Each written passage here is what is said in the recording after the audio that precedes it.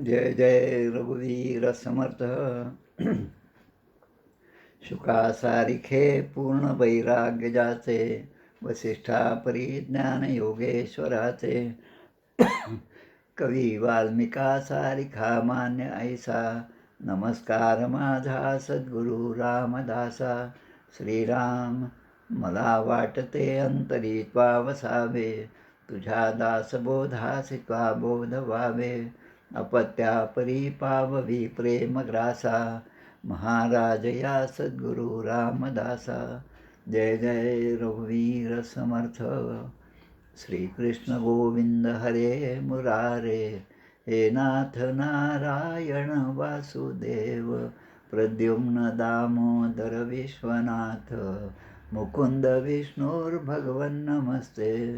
सच्चिदानन्दरूपाय विश्वोत्पत्त्यादिहेतवे, तापत्रयविनाशाय श्रीकृष्णाय वयं नमः.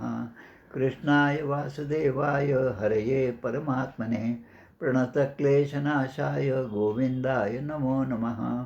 वसुदेवसुतं देव कंसचाणूरमर्दनं, देवकी परमानन्दं कृष्णं वन्दे जगद्गुरुं. कृष्णकमलपत्राक्षं पुण्यश्रवणकीर्तनं, वासुदेवं जगद्योनिं नौमि नारायणं हरिं. कृष्ण कृष्णेति कृष्णेति यो मां स्मरति नित्यशः, जलं भित्त्वा यथा पद्मं संसारात् उद्धराम्यहं. कृष्णाय वासुदेवाय देवकीनन्दनाय च, नन्दगोपकुमाराय गोविन्दाय नमो नमः. नमः पङ्कजनाभाय नमः पङ्कजमालिने, नमः पंकजनेत्राय नमस्ते पंकजांघ्रे. गोपाल कृष्ण भगवान की जय. जय जय रघुवीर समर्थ.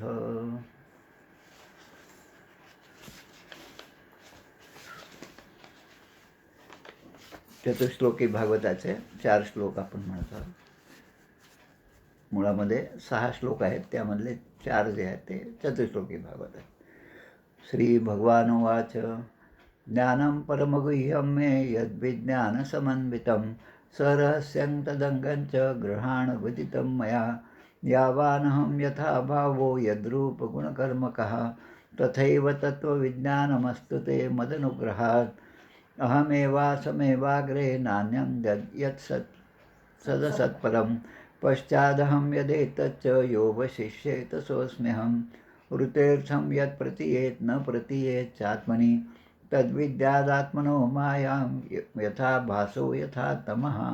यथा महान्ति भूतानि भूतेषु चावचेष्वनु, प्रविष्ठान्यप्रविष्ठानि तथा तेषु न तेष्वहम्. एतावदेव जिज्ञासं तत्त्वजिज्ञासुनात्मनः, अन्वयव्यतिरेकाभ्यां यत् स्यात् सर्वत्र सर्वदा. एतमन्तं समातिष्ठ परमेण समाधिना, भवान् कल्पविकल्पेषु न विमुह्यति कदाचित्. गोपाल कृष्ण भगवान की जय. यानंतर तृतीय स्कंदाची अवतरणिका. तृतीय स्कंद प्रथमोध्याय हा आता ऐकतानाच लक्षात घ्या आपण कोणते कोणते अध्याय ऐकलेले आहेत यापूर्वीचे. तृतीय स्कंद प्रथमोध्याय हा उद्धव विदुर भेट होय, कृष्ण बालक्रीडा सांगता होय, उद्धव द्वितीयोध्यायी. तृतीय अन्नलीला चरित्र, विदुर मैत्रेय भेट चतुर्थ, मैत्रेय सांगे विदुराप्रत सृष्टिक्रम पंचमोध्यायी. षष्टी विराट शरीर उत्पत्ती हा आजचा भाग आहे. षष्टी विराट शरीर उत्पत्ती, सप्तमी प्रश्न, अष्टमी ब्रह्मोत्पत्ती, नवमी विधीद्वारा हरिस्तुती, दशमी सृष्टी कथा दशविध, मन्वंतर काल विभाग वर्णन, तो एकादश महान, द्वादश सृष्टी विस्तारण, वाराह अवतार त्रयोदश, चतुर्दशी दिती गर्भधारण, पंचदशी जय विजय शाप वर्णन, षोडशी त्याचे पतन, सप्तदशी जय हिरण्याक्षाचा, अष्टादशी हिरण्याक्ष वाराह युद्ध, 19वी हिरण्याक्ष वध, 20वी विधी सृष्टी नानाविध, 21वी कर्दम तपश्चर्या, कर्दम देवहूती विवाह 22वी, कर्दम देवहूती विहार 23वी, श्री कपिल जन्म 24वी, 25वी भक्तिज्ञान.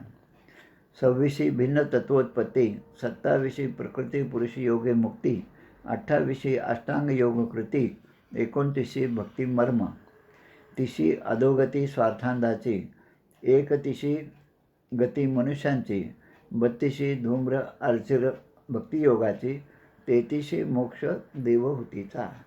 याप्रमाणे 33 अध्यायाचा हा तृतीय स्कंद, त्याची ही अवतरणिका आपण ऐकली. आता आपण आपल्या मुख्य तृतीय स्कंदाचे 6व्या अध्यायाची सुरुवात करूया. श्री ऋषिर्वाच इति तासां स्वशक्तीनां सतीनाम सत्यम समेत्य सह प्रसुप्तलोकतंत्राणां निशाम्य गतिमीश्वरः कालसंज्ञां तथा देवीं बिभ्रच्छक्ति उरुक्रमः त्रयोविंशतितत्त्वानां गणं युगपदाविशत. पहिले 2 श्लोक जे आहेत. ऋषी म्हणतात, म्हणजे कोणते? मैत्रेय ऋषी हे विदुरांना सांगत आहेत. मैत्रेय ऋषी आणि विदुर यांची भेट जो आहे आणि त्यांचा संवाद जो आहे तो आपण पाहत आहोत. मागे सांगितल्याप्रमाणे हरिद्वारच्या गंगेच्या घाटावर या दोघांची भेट झाली आणि त्या ठिकाणचा हा वार्तालाप आपल्याला शुकदेव परीक्षित राजाला सांगत आहेत. त्यानंतर सूतजी शौनकादी ऋषींना सांगत आहेत आणि तोच घेऊन आपण या ठिकाणी ऐकत आहोत. मैत्रेय ऋषी असं म्हणतात की या जगाची उत्पत्ती कशी झाली त्याबद्दलचा विचार या ठिकाणी अगदी विस्तृतपणे सांगतात. आणि त्याचं मूळ कारण जे आहे ते विराट शरीर. विराट शरीराची उत्पत्तीच कशी झाली इथून ते सुरुवात करतात. पूर्वी एक महत्त्व, त्यामध्ये अहंकार आणि त्यापासून पंचमहाभूते आणि पंचतन्मात्रा. त्यानंतर मनाची निर्मिती झाली. त्यानंतर 5 कर्मेंद्रिय आणि 5 ज्ञानेंद्रिय झाली. अशा प्रकारे 23 तत्व तयार झाले. एक महत्त्व, एक अहंकार म्हणजे 2, पंचमहाभूते म्हणजे 5 म्हणजे 7 झाले, पंचतन्मात्रा म्हणजे 12, मन 13, 5 कर्मेंद्रिय आणि 5 ज्ञानेंद्रिय असे 23 तत्व आहेत. सर्व शक्तिमान अशा भगवंताने या 23 तत्वांचा समुदाय, जसं हे 23 तत्व आपल्यासमोर लक्षात घ्या की 23 गोष्टी वेगवेगळ्या आहेत. आता त्या एकमेकांशी जोडत नाहीत. त्यांना एकमेकांशी जोडण्यासाठी जे महत्त्वाचं आहे ते भगवंतानी या ठिकाणी काम केलं आणि स्वतः त्यांच्यामध्ये प्रवेश केला. आणि ते प्रवेश केल्याबरोबर ही जी 23 तत्व वेगवेगळी होती ती आता एकसंध झाली, एकत्र आली. जसं वेगवेगळ्या गोष्टी आपण एखाद्या पिशवीमध्ये भरतो, एखाद्या बाऊलमध्ये भरतो, एखाद्या चेंडूमध्ये भरतो, तसं या ठिकाणी ते गोल असं ते एक अंड तयार झालं, 23 तत्वांचा समुदाय, आणि त्यामध्ये भगवंताने प्रवेश केला. आता हा जो समुदाय होता 23 तत्वांचा, त्याच्यातून भगवंताने म्हणजे आपल्या अंशातून विराट स्वरूपाला उत्पन्न केले. या विराट स्वरूपाची किंवा विराट शरीराची उत्पत्ती कशी झाली हा या 6व्या अध्यायाचा विषय आहे. पाण्यामध्ये जेव्हा काहीच नव्हतं सृष्टीमध्ये, तेव्हा जे पाणी होतं त्या पाण्यामध्ये एक अंड्याच्या रूपाने तो विराट पुरुष किती वर्ष राहिला असेल तर हजारो दिव्य वर्ष. आता दिव्य वर्ष म्हणजे काय हे सुद्धा थोडक्यात समजून घेऊ. माऊलीने आपल्या हरिपाठामध्ये सांगितले, देवाची ये द्वारी उभा क्षणभरी, तेणे मुक्तिचारी साधी येल्या. क्षणभरी. आता हे क्षणभरी कोणासाठी आहे हे लक्षात घ्या. आपल्याला काय वाटतं की आपण रोज असतं 5 मिनटं देवळामध्ये असतो, 10 मिनटं असतो, अर्धा तास असतो, पण ते आपले 5 मिनटं, 10 मिनटं, अर्धा तास हे भगवंताचे नाहीत. माऊलींचं सांगणं, देवाची ये द्वारी उभा क्षणभरी. तो क्षण देवाचा क्षण, आणि देवाचा क्षण आणि आपला 1 मिनटं, 5 मिनटं किंवा 1 तास हे जे आहे ना, ते त्यामध्ये खूप मोठं अंतर आहे. हे अगोदर आपण समजून घेतलं पाहिजे. नाही तर आपल्याला असं वाटतं की मी उपासना केली, मी साधना केली, इतकी वर्ष केली, अजूनही मला फळ मिळालं नाही. पण देवाच्या गणिताने जे काही आपण 25-30 वर्ष, 50 वर्ष करतो ते काहीच नाही, नगण्य आहे, हे लक्षात घ्यावं साधकाने. गीतेमध्ये असा श्लोक आहे 8व्या अध्यायामध्ये, सहस्रयुगपर्यंतम अर्यत ब्रह्मणो विदुः रात्रिम युगसहस्रांताम तेहो रात्रविदो जनाः. म्हणजे सत्य, त्रेता, द्वापार आणि कली हे 4 युग आहेत. या 4 युगांची बेरीज केली म्हणजे मग जे काही येईल त्याला एक चतुर्युगी असे म्हणतात. 4 युग झाले की एक चतुर्युग. असे 1000 चतुर्युग जेव्हा होतील तेव्हा ब्रह्मदेवाचा एक दिवस होतो. आणि असे ब्रह्मदेवाचे 1000 चतुर्युगी असतील तेव्हा त्याचे एक रात्र होती. म्हणजे 1000 चतुर्युगी म्हणजे एक दिवस ब्रह्मदेवाचा आणि 1000 चतुर्युगी म्हणजे ब्रह्मदेवाची एक रात्र. असं मिळून ब्रह्मदेवाचं आयुष्य, फक्त आपण काय म्हटलं आता, दिवस आणि रात्र ब्रह्मदेवाचे एक दिवस एक रात्र म्हणजे आपल्या दृष्टीने 24 तास. मग आता असा ब्रह्मदेवाचा एक दिवस आणि असे ब्रह्मदेवाचे 100 वर्ष जेव्हा होतील, पहा म्हणजे किती शून्य लागतात. गणिताने सुद्धा या गोष्टी कळणं फार अवघड आहे. म्हणे दास विश्वास नामे धरावा, प्रभाते म्हणे रामचिंतित जावा. हेच सगळ्याचं सोल्युशन आहे. पण मी आता जे सांगत आहे ते सगळं मी समजून घेईल आणि मग समजल्याशिवाय मी कोणतीच गोष्ट करत नाही असं म्हणत बसलं तर कुठल्याही प्रकारचं ज्ञान आपल्याला प्राप्त होणार नाही. म्हणून आधी विश्वास पाहिजे, सद्गुरू वचनावर दृढ विश्वास पाहिजे आणि ते सांगितलेल्या मार्गावर त्याने सांगितल्याप्रमाणे मार्गक्रमण केलं तर परमेश्वराची प्राप्ती आहे. आता लक्षात घ्या, सध्या फक्त कलियुगाचा विचार केला तर कलियुगाची 4,32,000 वर्ष आहेत. त्यापैकी आत्तापर्यंत फक्त 5,123 वर्ष झालेली आहेत. अजून 4,26,877 वर्ष शिल्लक आहेत. तर असे जेव्हा ब्रह्मदेवाचे खरं त्यांच्या मानाने 100 वर्ष होतील तेव्हा ही सगळी सृष्टी किंवा जे काय शिल्लक उरेल ते ब्रह्मलोकाला प्राप्त होईल आणि हे ब्रह्मलोक जे आहे ते प्रकृतीमध्ये विलीन होईल आणि ही प्रकृती परमात्म्यामध्ये लीन होईल. म्हणजे फायनल अथॉरिटी जी आहे ते परमात्मा आहे. तिथून ब्रह्मलोक, मग ब्रह्मदेव, मग ब्रह्मा विष्णू शंकर हे 3 आणि मग त्यानंतर सगळे जीव मात्र, सगळे सृष्टी, झाडं पाला हे सगळं जे आहे ते नंतरचं झालं. पण या गोष्टी होण्यासाठी मूळ कारण जे आहे ते हिरण्यगर्भ, ज्या अंड्यामधून विराट रूप निर्माण झालं तिथून आपलं मूळ आहे. आणि म्हणून विराट पुरुष म्हणजे काय तर प्रथम जीव या जगामध्ये किंवा या विश्वामध्ये, या सूर्यमंडळाच्याही पलीकडे जेवढं आपण कल्पना करू त्या सगळ्यांमध्ये प्रथम जीव ज्या ठिकाणी झाला त्याला जीवांचा आत्मा किंवा परमात्म्याचा अंश किंवा त्याला आद्य अवतार असे म्हणतात. आता त्या आदिभूताला, त्या आद्य अवतारामध्ये 10 इंद्रिये आणि मन, त्याचबरोबर आदिदेव, इंद्रियांच्या देवता आणि इंद्रियांचे विषय, म्हणजे ज्याला आपण आदिभूत असं म्हणतो. मग या विराट स्वरूप जे होतं त्याच्या शरीराचे एक एक अवयव कोणते, मग त्या अवयवाच्या ठिकाणी असणारी देवता कोणती आणि त्या अवयवाचं त्या देवताच्या उपस्थितीमध्ये असलेलं कार्य कोणतं, हे सगळं वर्णन जे आहे ते या अध्यायामध्ये 12व्या श्लोकापासून जवळपास 34-35व्या श्लोकापर्यंत केलेलं आहे. ते श्लोक आपल्याला आता आज या भागामध्ये हळूहळू पाहायचेच. त्यातले पूर्णच्या पूर्ण घेणं शक्य नाही. काही आपण उदाहरणादाखल पाहूया आणि मग बाकीचा आपण विचार करूया. आणि याच गोष्टी ग्रंथराज दासबोधामध्ये अनेक प्रकारे अनेक समासांमध्ये आलेल्या आहेत. वाचताना आपल्या लक्षात येत नाही कारण आपल्याला ती वाचण्याची घाई असते. त्यामुळे साधके पहावे सावकाश, विवर्ता विशेषा विशेष कळो लागे. याचा अनुभव साधकांनी ग्रंथाच्या पारायणाच्या बरोबर हळूहळू घ्यावा. आणि मग वाचण्याची घाई असेल तर हो आम्ही केलं पारायण पण त्याचा उपयोग नाही झाला असंच म्हणावं लागेल. आणि त्यामुळे असं लक्ष देऊन आपण हे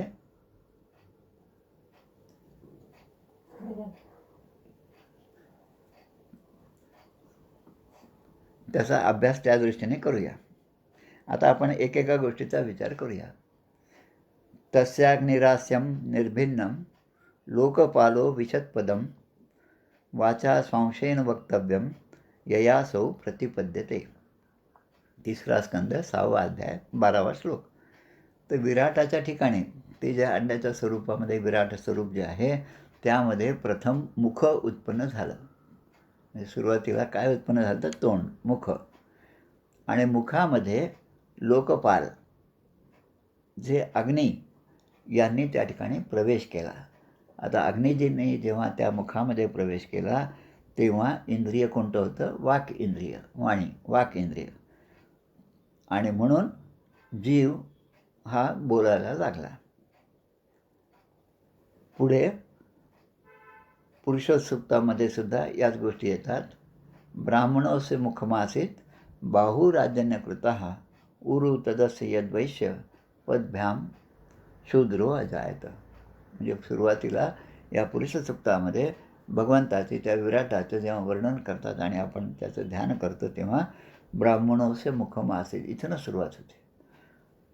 तर मुखामध्ये म्हणजे ब्राह्मणाचं स्थान हे मुखामध्ये आहे. बाहू राजन्यकृता, त्या विराटाच्या बाहूपासून हे सगळे क्षत्रिय तयार झाले.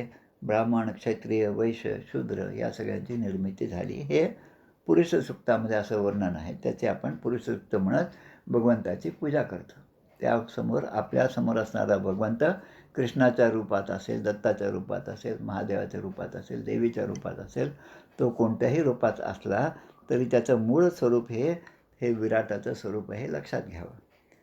मग पुढे सांगतात, निर्भिन्नम तालुवर्णो लोकपालो विशद्धरे जिमोम याशेन च रसम ययासो प्रतिपद्यते.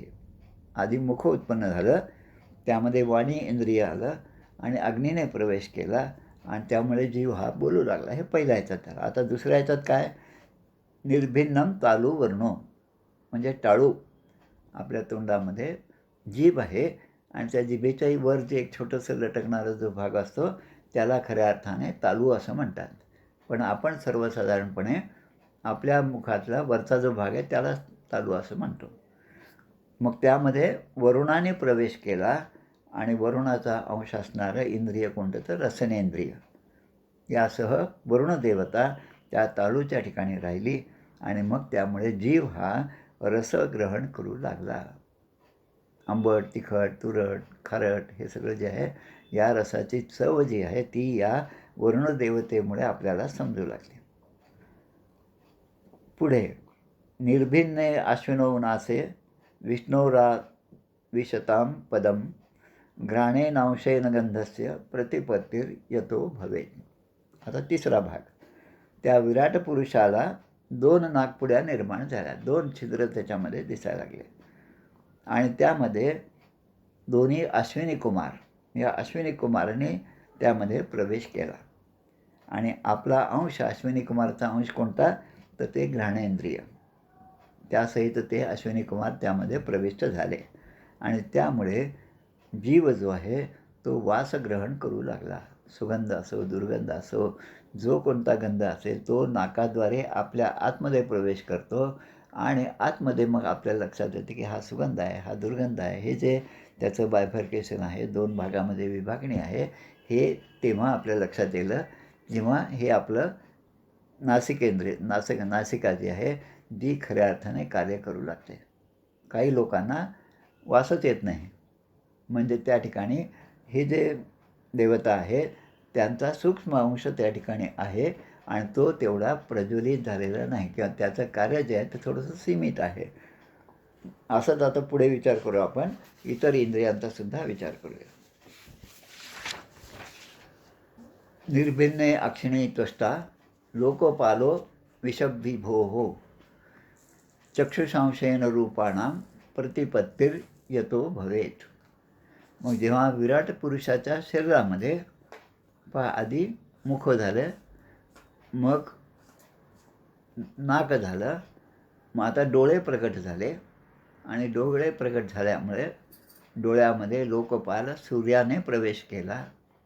सूर्याने कसा प्रवेश केला, त्याच्या नेत्रेंद्रियासह, इंद्रिय जे आहे ते नेत्र आहे डोळे, त्यात त्याने प्रवेश केला आणि त्या नेत्रेंद्रियामुळे पुरुषाला मग त्या विराट पुरुषाला विविध रूपांचे ज्ञान होते. लहान मूल जन्मतं अगदी पाळण्यामध्ये असेल तेव्हा अगदी 2-3 तास झाले आईजवळ त्याला आणतात, नातेवाईक सगळे जाऊन त्याला प्रेमाने पाहतात, तेव्हा प्रत्येकाच्या मनात काही काही गोष्टी असतात आणि त्या गोष्टी त्या पडताळून पाहायला सुरुवात करतात. मुलगा तो छोटंसं बाळ असतं ते डोळे उघडतं, डोळे उघडून त्याने कुठेच नाही पाहिलं, एकाच ठिकाणी पाहिलं की सगळ्यांना काळजी वाटायला सुरुवात करते. त्यांनी थोडेसे डोळे इकडे तिकडे भिरभिरवले की मग म्हणतात अरे वा तो पाहत आहे.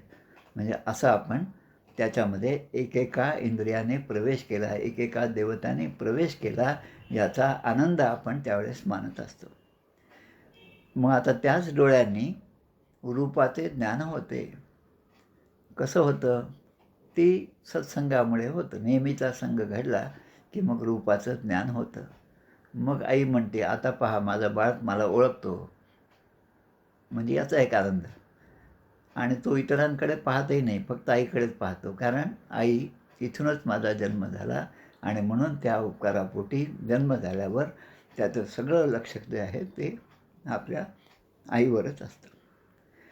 आता पुढे त्वचा उत्पन्न झाली. आपल्या अंगाला जशी त्वचा आहे तसं त्या विराटाच्या स्वरूपाला त्वचा उत्पन्न झाली. त्या ठिकाणी वायूने प्रवेश केला आणि त्यावेळेस ते इंद्रिय जे आहे ते त्वगेंद्रिय आहे. त्वचाला त्वक असं म्हणतात, त्वगेंद्रिय. आणि या त्वचेमुळे स्पर्शाचा अनुभव येऊ लागला. आणि तेच वेगळं रूप पाहिलं तर आपण आता पाहतो, स्नानासाठी पाणी गरम केलं की आपण लगेच त्याला पाण्यामध्ये लगेच काही हात घालत नाही. बाहेरून भीतीने खूप गरम असेल तर चटका बसेल असा सगळा विचार करून अगदी एखाद्या क्षणापुरता त्या भांड्याला हात लावतो आणि ते गरम झाल्याबरोबर म्हणतो, "अरे ते खूप गरम आहे." असं जे आहे ते हे ज्ञान जे आहे ते आपल्याला होतं. तेव्हा आपण असं समजतो ते ज्ञान मला झालं, पण ते ज्ञान खऱ्या अर्थाने त्या विराट पुरुषाला झालेलं असतं. आणि तोच विराट पुरुष, त्याचाच अंश परमात्मा आणि त्याच परमात्म्याच्या अंशाने आपल्यामधला असणारा आत्मा आणि त्या आत्म्याला हे ज्ञान होतं. आणि हे ज्ञान झाल्याबरोबर गरम वस्तूला हात लावू नये. थंड वस्तूला हात लावले तरी चालेल, पण फार थंड असेल तर ते हातातसुद्धा घ्यावं वाटत नाही. असं सगळं हळूहळू अनुभव जे आहे त्या अनुभवाला विज्ञान असं म्हणतात. ज्ञान म्हणजे ती बुद्धीने ग्रहण केलेल्या गोष्टी आणि विज्ञान म्हणजे त्याची आपण पाहिलेली प्रचिती.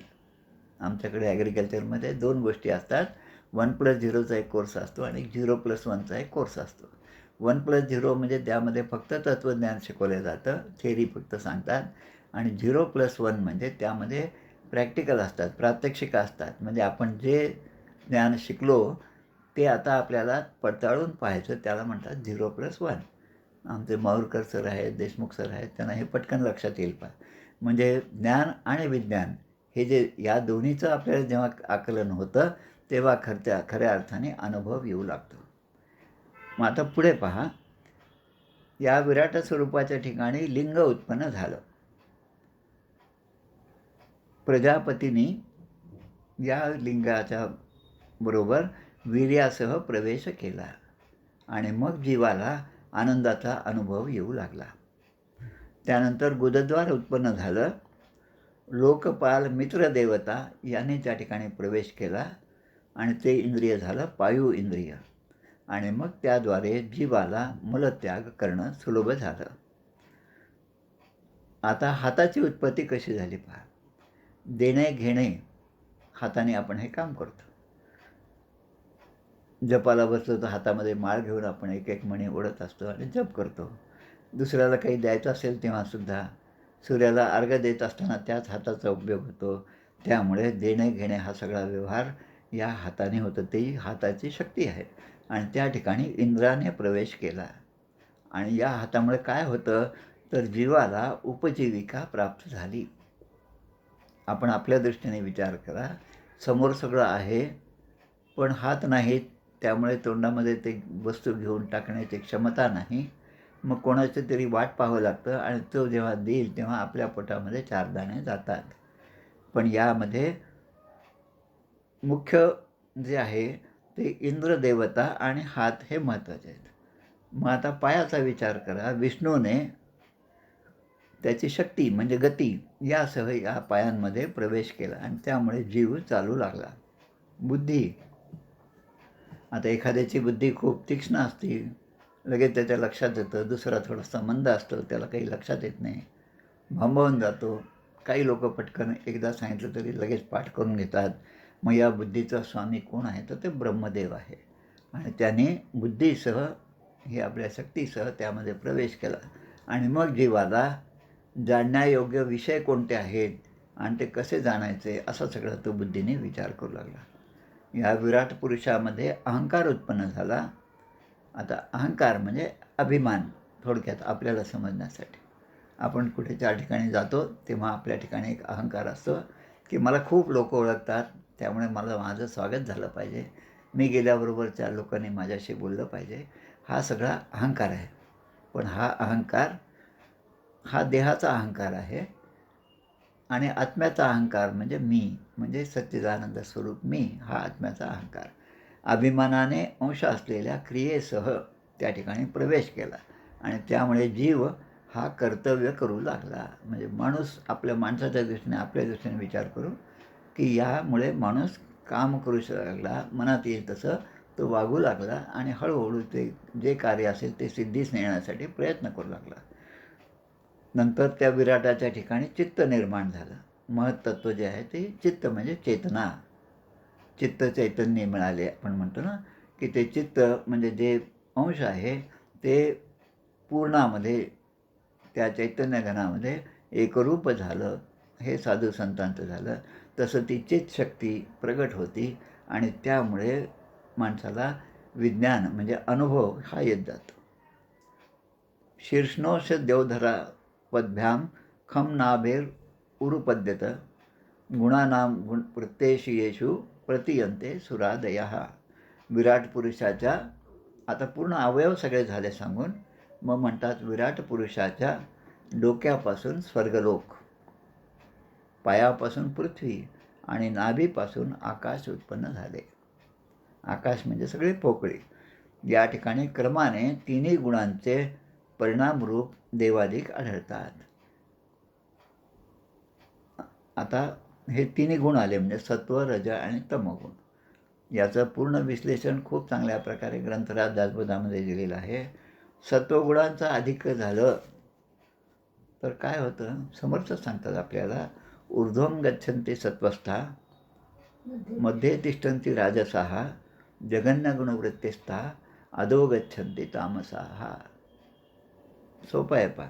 ऊर्ध्वं गच्छन्ति सत्वस्था, दिव्याची ज्योत जी आहे ती ऊर्ध्वगतीला असते, वर वर जाणारी असते. झाडाचे मुळं जे आहे ते खाली अधो म्हणजे खाली, ते खाली खाली जाणारे असते, पण जो अंकुर असतो तो मात्र वर वर चढत जातो. तसं सत्वगुणांचं अधिकत्व झालं तर आपल्याला स्वर्गलोकात स्थान मिळते. आता सत्वगुण म्हणजे काय, सत्वगुणांचं वर्णन हे पुन्हा ग्रंथराज दासबोधामध्ये खूप चांगल्या प्रकारे दिलेलं आहे. आपण सर्व ते जाणतात, त्यामुळे तो काही विषयामध्ये आपण जाणार नाही. रजोगुण म्हणजे ज्याला कधीही स्वस्थ बसावं वाटत नाही. स्वस्थ बसला तरी तो बसल्या बसल्या हातपाय तरी हलवेल, काही नाही तरी बरोबर ज्या गोष्टी असतील समोर त्याला तरी हात लावेल आणि मग त्याला असं वाटतं काहीतरी मी केलं पाहिजे, म्हणून तो 4 लोकांमध्ये जाऊन केल्याचा आविर्भाव, केल्याचा हावभाव दाखवतो आणि पहा मी केलं म्हणून हे झालं, आणि मग मी नसतो तर हे झालंच नसतं. म्हणजे असं करत करत त्या रजोगुणामुळे अहंकार उत्पन्न होतो. मी हे सुरू होतं आणि मी पण कोणासीच नस आहे, ते भगवंती कैसे निस आहे, हे पुन्हा दासबोधातील आहे. म्हणजे मी असं ज्याने म्हटलं, अगदी त्याचं एक चांगलं उदाहरण मला आता सहज आठवलं म्हणून सांगतो, की तुळशी ज्या तोडायच्या असतात किंवा जे बासरी तयार करतात, भगवंताने सांगितलं, पुढे येणार आहे ते आपल्याला, एखाद्यास बोलता बोलता विसरून पण जाऊ शकतं, पण आता आठवण झाली म्हणून सांगतो, की बासरी तयार करण्यासाठी जो वेळू आणायचा असतो तो वेळू कोणत्या दिवशी तोडायचा. बांबू आहे तर तोडून आणतात, त्यापासून बासरी तयार करतात आणि मग भगवान श्रीकृष्ण म्हणतात पंचमी, सप्तमी, अष्टमी, नवमी हे जे दिवस आहेत त्या दिवशी ते तोडून घ्यायचं नाही. कारण त्याचं काय कारण सांगतात, की त्यामध्ये मी आहे, म्हणून ते त्या तिथ्या ज्या आहेत त्या वर्ज्य आहेत या गोष्टीसाठी. सत्वगुणांच्या अधिक्याने स्वर्गलोकात प्राप्ती होती. रजोगुण जर वाढला तर मनुष्य रूपामध्ये, कारण मध्ये तिष्ठन्ति राजसः, 3 आपण सांगितले, ऊर्ध्व, मध्य आणि अधो. त्यामुळे मध्ये तिष्ठन्ति राजसः, रजोगुणाच्या प्राधान्यामुळे मनुष्य किंवा त्यांना उपयोगी पडणाऱ्या सगळ्या वस्तू, जीवजंतू जेवढे पृथ्वीवर असतील त्या रूपामध्ये आपला जन्म होत असतो. आणि तमोगुणी असणारे, तमोगुण म्हटलं की रुद्राचे पार्षद. आता रुद्राचे पार्षद कोण, तर सगळे आपल्याला वर्णन सगळ्या पुराणामध्ये आहे, शिवपुराणामध्ये आहे. भूत प्रेत हे जे आहेत त्या सगळ्यांचे प्रमुख देवता म्हणजे शंकर आहेत. आणि मग त्या ठिकाणी माणसाचा जन्म होतो किंवा जीवाचा जन्म होतो आणि दोघांच्या मध्ये असणारं भगवंताचे नाभिस्थान उदरी त्रिवळी शोभे गहन आहे ना. आपण त्या व्यंकटेश स्तोत्रामध्ये म्हणतो कटिवर्ते नाभिस्थान जेथून उत्पन्न झाला ब्रह्मा झाला उत्पन्न. की कटिवर्ते नाभिस्थान, हे नाभिस्थान का महत्त्वाचं आहे? कारण त्यामधून अंतरिक्षाची प्राप्ती झाली, त्यामधून ते कमळ उद्भवलं, ज्या कमळावर बसून ब्रह्मदेवाचा जन्म झाला, ब्रह्मदेव निर्माण झाले. आणि त्या ब्रह्मदेवांना भगवंताचं इतकं सान्निध्य असून देखील त्या परमात्म्याचा कुठल्याही प्रकारचा ज्ञान ते करू शकले नाही. ते सुद्धा जर थकले तर त्या परमात्म्याबद्दल आपण काय बोलावं असं सगळे संत म्हणतात. आणि मग आता पुढे येतं की या ठिकाणी सांगतात जसं त्या ब्रह्मदेवाने मग पुन्हा जगाची उत्पत्ती सुरू झाली आणि त्यामध्ये दासबोधातल्या ओव्या अशा आहेत की चारी खाणी चारी वाणी 84 लक्ष जीव प्राणी संख्या बोलिली पुराणी वर्तती आता.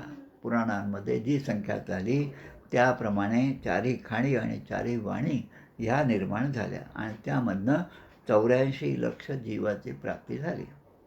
संख्या बोलिली पुराणी वर्तती आता. आता ती शरीरं कशी होती? नाना प्रकारची शरीरे सृष्टीच दिसती अपारे तयामध्ये निर्धारे आत्मा कवणो. या सृष्टीमध्ये अनेक प्रकारचे शरीरं दिसतात आणि मग त्या प्रत्येकाच्या ठिकाणी आत्मा आहे, अंतरात्मा आहे. तो काय आहे? तर तो भगवंताचा अंश आहे. आणि म्हणून गीतेमध्ये म्हणलं आहे अहम वैश्वानरो भूत्वा प्राणिनाम देहमाश्रितः प्राणापान समायुक्त पचाम्यन्नम चतुर्विधम. म्हणजे या जीवजंतूपासून मनुष्यापर्यंत, हत्तीपासून, उंटापासून, गाढवापासून, कोण्याहीपासून, जीवापासून जेव्हा त्यांना भूक लागते तेव्हा अहम वैश्वानरो भूत्वा, पोटामध्ये अग्निरूपाने मी समाविष्ट असतो आणि त्या अग्नीने मागणी केल्यामुळे त्याला ती भूक लागते आणि भूक लागल्याबरोबर इंद्रियांचं कार्य सुरू होतं. त्या भुकेसाठी अन्न मिळवण्यासाठी तो धडपड करतो, ते अन्न मिळतं. मग हातामध्ये इंद्राची शक्ती असल्यामुळे इंद्र त्या हाताने ते सगळ्या गोष्टी गोळा करतो. मुख जे आहे ते मुख त्यामध्ये मुखामध्ये तो प्रविष्ट करतो किंवा आपण जेवतो. आणि त्यामध्ये समाधान कोणाला होतं? पुष्टी आणि तुष्टी या दोन गोष्टी आहेत पहा. म्हणजे आपलं शरीर पुष्ट होतं आणि तुष्टी म्हणजे आपलं आत्मा जो आहे तो तृप्त होतो. आणि त्या भुकेल्यांचा आत्मा तृप्त करणे, भुकेल्याला अन्न देणे हा सुद्धा सत्वगुणच आहे. मग असं जर आपण केलं तर आपल्यामधल्या सत्वगुणांचं आधिक्य जे आहे ते वाढत जातं आणि त्यामुळे देवलोकात, स्वर्गलोकात आपल्याला स्थान मिळतं.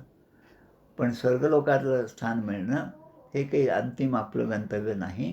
कारण क्षीणे पुण्य पुन्हा आपल्याला खाली या मृत्यूलोकामध्ये यावं लागतं.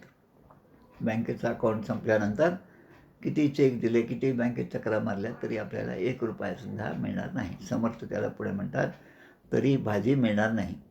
भाजी शब्द त्याने वापरला एका ओळीमध्ये, एका चरणामध्ये, की साधी बाजारातली भाजीसुद्धा मिळणार नाही. म्हणजे अशी अवस्था जीवाची होईल की त्याला अन्नासाठी किंवा खाण्यासाठी काहीही प्राप्त होणार नाही जर त्याने भगवंताशी तो विन्मुख झाला तर. आणि भगवंताशी सन्मुख झाला, एकरूप झाला तर त्याला सगळ्याच गोष्टी आपोआप मिळायला लागतील. अजगर का दाता राम हे जसं सवयीत म्हणतो त्याप्रमाणे बसल्या बसल्या सगळ्या गोष्टी मिळतील. आणि मग पुढे म्हणतात की या भगवंताच्या मुखापासून वेद प्रकट झाले, त्याचप्रमाणे ब्राह्मण हा वर्ण तयार झाला. मुखापासून प्रगट झाल्यामुळे ब्राह्मण वर्ण हा सर्वात श्रेष्ठ असा मानलेला आहे. आदिगुरु, सगळ्यांचे गुरु म्हणून ब्राह्मण या वर्णाला तेवढं महत्त्व आहे. आणि जेव्हा चाफळच्या रामनवमी उत्सवानंतर दशमीच्या वेळेस सगळी पंगत बसणार आहे, अगोदरच्या दिवशी कल्याण स्वामी आणि इतर शिष्याने जाऊन गावातल्या सगळ्या ब्राह्मणांना आमंत्रण दिलं होतं की उद्या या भोजनासाठी, प्रसादासाठी तुम्ही सर्वांनी यावं. तेव्हा ब्राह्मणाने कट केला आणि त्यांनी ठरवलं की आपण त्या ठिकाणी जायचं नाही. आणि ही गोष्ट जेव्हा समर्थांना समजली तेव्हा रातोरात समर्थांनी आपल्या शिष्यांना, आज आपण चाफळा जेव्हा जातो तेव्हा भोवती जे डोंगराचा फेरा जे म्हणलेला आहे त्या डोंगरावर आज जे आपल्याला इलेक्ट्रिसिटीची लाईट रात्री दिसतात, म्हणजे ती जी वस्ती होती त्या वस्तीमध्ये आपल्या शिष्यांना रातोरात पाठवलं आणि तिथले ज्या कोणत्या जातीचे ब्राह्मण सोडून जेवढे काही होते त्या सगळ्यांना त्यांनी त्या ठिकाणी प्रसादासाठी बोलवलं आणि ते सगळे हजारो स्त्री पुरुष त्या ठिकाणी आले आणि समर्थांनी त्यावेळेस सगळ्यांना भूदेव म्हणून नमस्कार केलेला आहे आणि आरती रचलेली आहे. नाना देही देव एका विराजे, नाना नाटकलीला सुंदर रूप साजे. ही आरती त्या काळची त्या रामनवमीच्या दुसऱ्या दिवशी रचलेली आरती समर्थांची आहे. मग आता या ब्राह्मणावर सगळ्यात जास्त जबाबदारी आहे आणि म्हणून आपण जेव्हा ज्ञानेश्वरी वाचतो तेव्हा त्याच्यामध्ये येतं या चारी वर्णांसाठी कोणते कोणते आवश्यक गुण आहेत. त्यामध्ये सगळ्यात कमी गुण कोणासाठी सांगितले असतात ते शूद्रासाठी. शूद्राने एकच काम करावं, त्यांनी या तिन्ही वर्णांची सेवा करावी. त्या सेवेतूनच भगवंताची प्राप्ती आहे आणि भगवंत म्हणतात या सेवेमुळेच ते मला जास्त प्रिय आहेत आणि सगळ्यात जास्त जबाबदारी कोणाला असेल तर ती ब्राह्मणावर जबाबदारी आहे आणि म्हणून ब्राह्मणासाठी माझ्या माहितीप्रमाणे 27-28 गोष्टी सांगितल्या सगळ्यात जास्त. आता पुढे आपण पाहूया. आता मुखापासून ब्राह्मण निर्माण झाले हे पाहिलं. बाहुभ्यो वर्तत क्षत्रम क्षत्रियस्तदनुव्रतः यो जातस्त्रायते वर्णान पौरुषः कष्टकक्षतात. म्हणजे बाहूपासून त्या विराटाच्या भगवंताच्या क्षत्रिय वर्ण निर्माण झाला. म्हणजे क्षत्रिय वृत्ती जी आहे ती त्या ठिकाणी निर्माण झाली आणि भगवंताचाच अंश असल्यामुळे सर्व वर्णांचे रक्षण करण्याची जबाबदारी ही त्या क्षत्रियांवर आली. क्षत्रियांमधलं चांगलं उदाहरण म्हणजे आज आपण जे पाहतो शीख संप्रदाय जो आहे त्यांनी मुसलमानी अत्याचाराविरुद्ध किती मोठा लढा दिला. चामकोरचं युद्ध जे आहे ते युद्ध जे आहे त्याच्या कथा पहा आणि आजकाल आपल्याला या सगळ्या पाहण्यासाठी कुठेही जाण्याची गरज नाही. हे सगळं आपलं खरं काय म्हणतात त्याला खूप सहाय्य होतं आहे सगळं विज्ञानाच्या सहाय्याने. यूट्यूबवर आपण टाकलं तर त्यामधलं एक एक युद्ध की एकेकाला मी हजारोशी लढवेल असं शिखांचे धर्मगुरू सांगतात आणि त्या प्रकारे त्यांनी सगळं शौर्य गाजवलेलं आहे. कारण काय तर क्षत्रिय वृत्ती जी आहे त्याचा उपयोग करून त्यांनी या सगळ्या धर्माचं सनातन वैदिक हिंदू धर्माचं रक्षण केलेलं आहे. आता अजून एक तिसरा वर्ण येतो की मांड्यांपासून उरू उत्तमस 2 मांड्यांपासून सर्व लोकांचा उदरनिर्वाह करणारे म्हणजे वैश्य व्यवसाय वैश्यवर्ण प्रगट झाला. मग वैश्यवर्णाची जबाबदारी काय? सर्व जीवांसाठी उपजीविका चालवणे, त्यांची उपजीविका त्यांना मिळवून देणे. अशा प्रकारे हे चारही वर्ण आहे. आता हे सगळं करत असताना ग्रंथराज दासबोधामधल्या काही ओव्या फार महत्त्वाच्या वाटतात मला. करता आपण ऐसे म्हणावे तरी आपले इच्छेसारखे व्हावे, इच्छेसारखे न होता मानावे अवघेच व्हावं. हे सगळं करत असताना जर कोणी अज्ञानी म्हणत असेल की हे मी केलं तरी आपले इच्छेसारखे व्हावे, मी केलं असं जर वाटत असेल तर त्याचं फळ माझ्या इच्छेप्रमाणे मला मिळाले पाहिजे. पण इच्छेसारखे न होता स्वभावे अवघेची व्हावं. पण फळ जे आहे ते आपल्या म्हणण्याप्रमाणे मिळत नाही हे समजूनसुद्धा माणूस शहाणा होत नाही. हे खरं त्या माणसाचं त्या जीवाचं दुर्दैव आहे. आणि म्हणून म्हणतात म्हणून करता नव्हे की आपण तेथे भोगता कैचा कोण. करता जर मी नसेल मग त्याचा भोगता त्याचा सुखाचा अनुभव किंवा त्याच्यातला आनंद हा जो भोग आहे तो भोग घेणारा मी तरी कसा असेल. हे विचाराचे लक्षण अविचारे न घडे. हे जे लक्षण आहे या ज्या गोष्टी आहेत ज्यांच्या ठिकाणी अविचार असेल त्यांना कधीच लक्षात येणार नाही. कारण त्यांच्या ठिकाणी अज्ञान आहे आणि अविद्या जड आत्मा चंचल. अविद्या ही जड वस्तू आहे, अज्ञान हे जड वस्तू आहे आणि आत्मा हे चंचल आहे.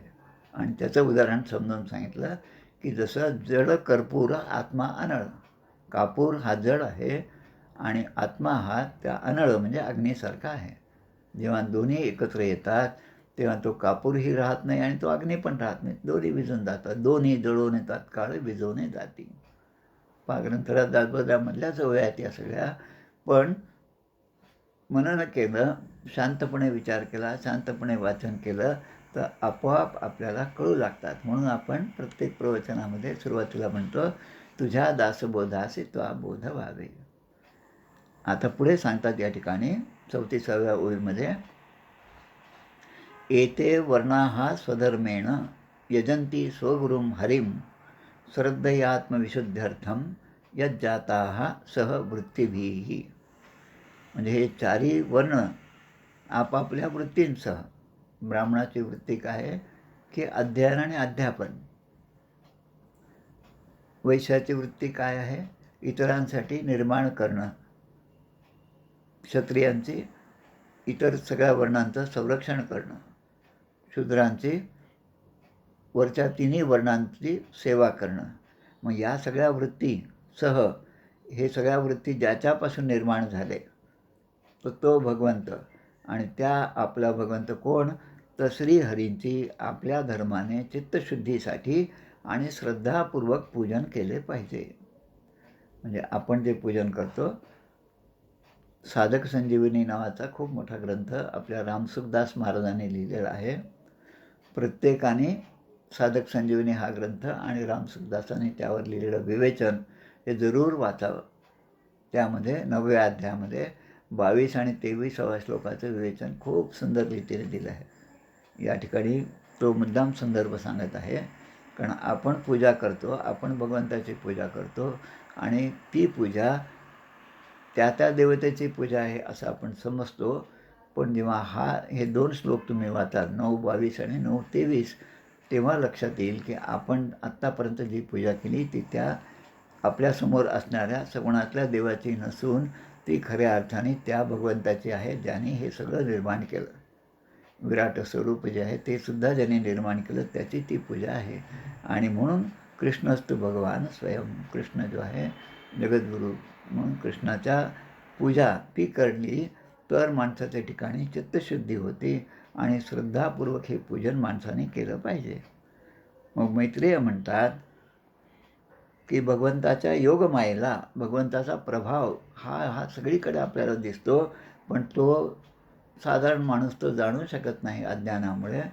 पण जे भक्तिमार्गावर आहेत, जे संत आहेत, जे साधक आहेत, सिद्ध आहेत, त्यांना भगवंताचा प्रभाव साध्या साध्या गोष्टीतून सुद्धा लक्षात येतो. श्रीधर स्वामींची आता सध्या 50वी पुण्यतिथी चैत्रवद्य द्वितीयाला येणार आहे एप्रिल महिन्यामध्ये. त्यानिमित्त फेसबुकवरनं प्रवचनं सुरू आहेत, त्यांचं चरित्र सांगत आहे. स्वामींच्या चरित्रातला एक भाग असा आहे की स्वामी रोज जेव्हा देवाची पूजा करायला बसायचे तेव्हा तिथलं देवाचं निर्माल्य जे आहे ते निर्माल्य ते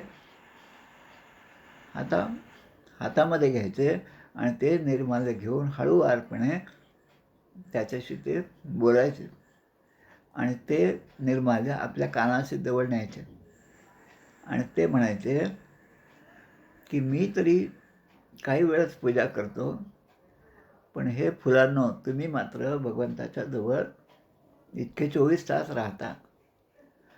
मग हाच राम, हेच समर्थ तुम्हाला दिवसभरात काय बोलले, त्याने तुम्हाला कोणता उपदेश केला आणि तो सांगण्यायोग्य असेल तर तुम्ही मला सांगावं. आणि म्हणून ते निर्माल्य, ते फुलं, ती वाळलेली फुलं माझ्याशी काहीतरी बोलत आहेत, हा भाव त्यांचा होता. आता इतका तरल भाव साधू संतांचा असतो आणि म्हणून त्यांना भगवंत दर्शनं देतात. स्वतः भगवान श्रीधर स्वामींना समर्थांनी भगवान हे नाम संबोधलेलं आहे. भगवान नामे संबोधून एका सवयीमध्ये म्हटलेलं आहे. तसं भगवंताच्या योगमायेला प्रकट करण्यासाठी हा विराट पुरुष निर्माण झालेला आहे. मग मैत्रेय ऋषी असं म्हणतात की अन्य व्यावहारिक बोलण्याने अपवित्र झालेली माझी वाणी. वाक्य फार महत्त्वाचं आहे. मैत्रेय ऋषीसारखे एवढ्या उच्च कोटीचे ऋषी म्हणतात की व्यावहारिक बोलण्याने माझी वाणी अपवित्र झालेली आहे आणि तिला पवित्र करण्यासाठी मी माझ्या गुरुमुखातून जे जसे ऐकले त्याप्रमाणे आणि माझ्या बुद्धीच्या कुवतीप्रमाणे त्या श्रीकृष्णाचं सुयश मी तुला वर्णन करतो. एकांतलाभं वचसो न पूसां सुश्लोकमौलैर् गुणवादमाहु श्रुतेश्च विद्वत् कृतयां कथासुधायाम् उपसंप्रयोगम. म्हणजे पुण्यश्लोक शिरोमणी श्रीहरींच्या गुणांचे वर्णन करणे. दोन गोष्टी आहेत पहा. म्हणजे भगवंताच्या गुणांचे, भगवंताच्या लीलेचे आणि आपल्या दृष्टीने सगळ्या साधू संतांचे, आपल्या आपल्या सद्गुरूंच्या लीला ज्या आहेत त्यांचं वर्णन करणं. हा लाभ कशाचा आहे? मी वर्णन करत असेल तर माझ्या वाणीचा हा लाभ आहे, आणि मी श्रवण करत असेल तर विद्वानांच्या मुखातून भगवत कथामृताचे पान करणे हा माझ्या कानांचा मोठा लाभ आहे. मी सांगत असताना ते शब्द मलासुद्धा ऐकू येतात. त्यामुळे दोन्ही गोष्टीचा लाभ श्रवणकर्त्यालाही आहे आणि तो उच्चारण त्या भगवंताच्या कथेचं वर्णन करणाऱ्याला सुद्धा आहे. या दृष्टीने या सगळ्या गोष्टींकडे माणसाने पाहिलं पाहिजे. आता पुढे अजून एक श्लोक पुढे येणार आहे आपल्याला दशमस्कंदामध्ये. स्कंद 10, अध्याय 10 आणि श्लोक आहे 38वा. अनेक भागवत कथा प्रवचनकार जे आहेत ते या श्लोकाचा उच्चार त्यांच्या मंगलाचरणामध्ये करतात. वाणी गुणानुकथने श्रवणो कथायां हस्तौ च कर्मसु मनस्तव पादयोर्न स्मृत्या शिरस्तव निवास जगत्प्रणामे दृष्टी सतां दर्शनेस्तु भवत्तु न माम. म्हणजे वाणीने मी भगवंताच्या गुणांचे कथन करावे, भगवंताच्या लीला कथांचे श्रवण करावे, हाताने भगवंताची सेवा करावी, मन भगवंताच्या चरणी माझं लीन झालं पाहिजे, आणि मस्तक मात्र देह जो आहे तो सुद्धा भगवंताच्या चरणी लीन झाला पाहिजे. अशा प्रकारे मी नमन केलं पाहिजे.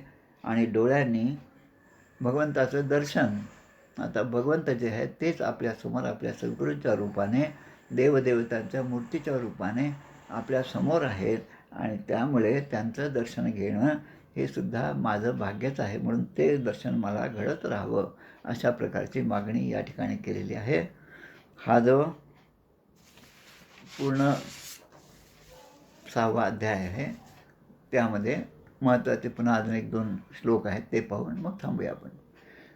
अतो भगवतो माया मायिनामपि मोहिनीं यत् स्वयं चात्मवर्त्मात्मा न वेद किमुता परे. की भगवंताची माया कशी आहे याबद्दल मैत्रेय ऋषी विदुरांना सांगतात की भगवंताची माया जी आहे ती लोकांना मोहित करते, आणि भगवंतांनाही त्यांच्या मायेचा थांगपत्ता लागला नाही. म्हणजे ब्रह्मदेवाला सुद्धा थांगपत्ता लागला नाही ही माया काय आहे. मग तिथे इतरांचा काय पाड लागणार. नारदांना सुद्धा अशाच प्रकारे भगवंताच्या मायेचा खेळ जो आहे, भगवंत जो दाखवत आहेत तो पाहावा अशी इच्छा झाली. 16,108 कन्यांशी भगवंताचा विवाह, द्वारकेमध्ये वास्तव्य. नारद महर्षी त्या ठिकाणी गेले आणि त्यांच्या मनात आलं की हे कसं काय भगवंत करतात, इतक्या ठिकाणी कसे ते संसारामध्ये गुरफटलेले आहेत वगैरे, असा सगळा विचार यायला लागला. नारदांना असं वाटलं की हा सगळा अनुभव मला नाही, पण मी पण तसा एकदा अनुभव घ्यायला पाहिजे. आणि म्हणून ती लग्नाची इच्छा नारदांनी व्यक्त केली. म्हणजे नारदांसारखे ज्यांनी भक्तसूत्र वगैरे सगळे लिहिलं ते अशा प्रकारचा विचार करू लागतात. हे काय आहे तर हे अतो भगवतो माया मायिनामपि मोहिनी. म्हणजे भगवंताच्या भक्ताला सुद्धा मोहित करणारी अशी ती माया आहे. मग इतरांचा काय पाड. यतो प्राप्य निवर्तन्त वाचश्च मनसा सह अहम चान्य इमे देवास तस्मै भगवते नमः. आणि म्हणून ते म्हणतात की वाणी आणि मन हे भगवंतापर्यंत पोहोचू शकत नाही, कारण वाणी आणि मन हे त्या शरीरामध्ये आहे, आत्म्यामुळे ते सगळं आपलं कार्य करतात. पण भगवंत या शरीर मन या सगळ्यांच्या पलीकडे असणारे असल्यामुळे ते भगवंतापर्यंत जाऊ शकत नाही, मध्येच ते परत येतात. अहंकाराचा अभिमानी रुद्र आणि त्याच्या इंद्रिय अधिष्ठाता देवता यांनासुद्धा त्याचं स्वरूप कळलेलं नाही. आणि मग आपण काय करावं सर्वसाधारण माणसाने. मैत्रेय सांगतात विदुरांना की आपण फक्त 2 हात जोडून त्यांना नमस्कार करणे एवढंच आपल्या हातामध्ये आहे. असं म्हणत या अध्यायाचा शेवट झालेला आहे. इति श्रीमद्भागवते महापुराणे पारमहंस्यां संहितायां तृतीयस्कंधे षष्ठोऽध्यायः. श्रीकृष्णार्पणमस्तु. आता पुढचा जो अध्याय स्कंद 3 अध्याय 7, त्यामध्ये आपल्याला पाहायचं ते विदुरांचे प्रश्न. विदुराने अनेक प्रश्न मैत्रेय ऋषींना विचारलेले आहेत. ते आपण आता पुढच्या वेळेस पाहू. म्हणजे आता सुदैवाने तसा आपला आग्रह होता तसा आता हे दोन्ही दिवस आपल्याला मिळालेले आहेत, शुक्रवार आणि शनिवार. त्यामुळे या दोन्ही दिवशी आपली ही भागवत कथा होणार आहे. उद्या पण होईल, दर शनिवार आणि रविवार.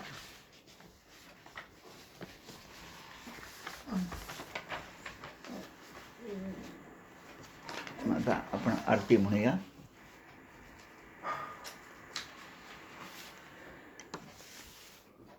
जय हो जय श्री भागवता, आरती करी तुझ भगवंता. जय हो जय श्री भागवता, आरती करी तुझ भगवंता. श्री शुकमुनीने परम भक्तीने नाना परीने गायले जा हरिचरिता. आरती करी तुझ भगवंता. वेद तरुचे मधुर फळ, स्वादुरसे जे सोज्वळ. आत्मा राम मुनी अचल, सेवुनी करीती जन सफळ. महापर्वणी आली अवनी, की अगहरिणी भवजल तरणी. ती पतिता आरती करी तुझ भगवंता. येथे व्यासांची वाणी, सार्थक हरिगुण गावोनी. शास्त्र पुराणी मुकुटमणी, परम प्रेमामृत जननी. सहज सेविता भाविक भक्ता, उदार दाता मोक्ष तत्वता देहाता. आरती करी तुझ भगवंता. गमते जण मानस तीर्थ, द्वादश सोपाने युक्त. निर्मल भक्ती जले भरित, विहरे हरिहंस चितेथ. श्लोक सुकमले संत अलिकुले, सेवुनी रमले भान विसरले रस पिता. आरती करी तुझ भगवंता. अपार महिमा ग्रंथाचा, वदवेना कोणासाचा. मेवा कविवर संतांचा, प्राणची कीर्तनकारांचा. जणू बोधाचा स्वयंप्रभेचा, द्वादश कलीचा रवी अंतरिता तमहरता. आरती करी तुझ भगवंता. ग्रंथ नव्हे हा श्रीकृष्ण, गीते वेधी मन पूर्ण. अनन्य होता या शरण, खचित टळे जन्म मरण. त्रिताप जाती चिरये शांती, नाथ ही वदती रामपदी ठेवी माता. आरती करी तुझ भगवंता. जय हो जय श्री भागवता, आरती करी तुझ भगवंता. गोपाल कृष्ण भगवान की जय. जय जय रघुवीर समर्थ.